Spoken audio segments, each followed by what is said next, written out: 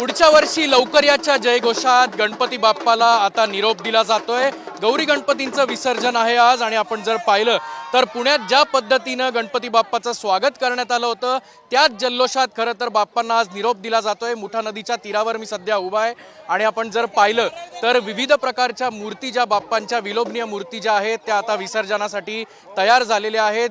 या ठिकाणी घाटावर नदीपात्राच्या आरती केली जाते आणि त्यानंतर बाप्पाला विसर्जन केलं जाणार आहे। कसा होता उत्सव, काय काय केलं होतं? छान होता, खूप सुंदर होता। बाप्पा आलेले घरी खूप आनंद वाटतो, जाताना खूप दुःख वाटतं। काय मागणी केली का गणपती बाप्पाला? काय नाही, पुढच्या वर्षी लवकर या फक्त।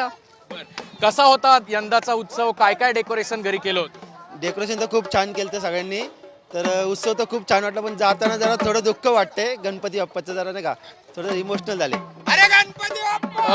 उत्सव आपण जर या ठिकाणी पाहिला तर खरं तर सगळ्या फॅमिली आहेत पुण्यातल्या, सगळ्यांच्या गणपतीच्या मूर्ती ज्या आहेत त्या या ठिकाणी आणलेल्या आहेत। गणपतीचा उत्सव कसा होता यंदाचा उत्सव? खूपच छान होता आणि आम्ही सगळ्यांनी आनंदाने खूप छान सेलिब्रेट केलेला आहे, फुल जल्लोष मध्ये। पुढच्या वर्षीची वाट बघताय का? खूप जास्ती वाट बघतो आम्ही, पुढच्या वर्षी आमचा गणपती कधी परत येणार आहे आणि आम्हाला त्याची सेवा करायला कधी मिळणार। कसा सेलिब्रेट केला यंदाचा गणपती? आम्ही यंदा ना ट्रॅडिशनल पद्धतीने केलं एकदम, आणि साधी झोपडी बांधली गौरीला आणि गणपतीला आणि एकदम पारंपरिक पद्धतीने साजरा केला। एकदम मोठ्याने घोषणा देणार? येस। तर आपण बघू शकतो की हा उत्साह जो आहे तो विसर्जनाच्या दिवशी सुद्धा आहे। ज्या पद्धतीने बाप्पाचं स्वागत करण्यात आलं होतं त्याच पद्धतीने खरं तर जो विसर्जन सोहळा आहे तो आता आपल्याला पुण्यातून पाहायला मिळतोय। कॅमेरामन किरण काजेसह अक्षय बडवे, साम टीव्ही न्यूज, पुणे।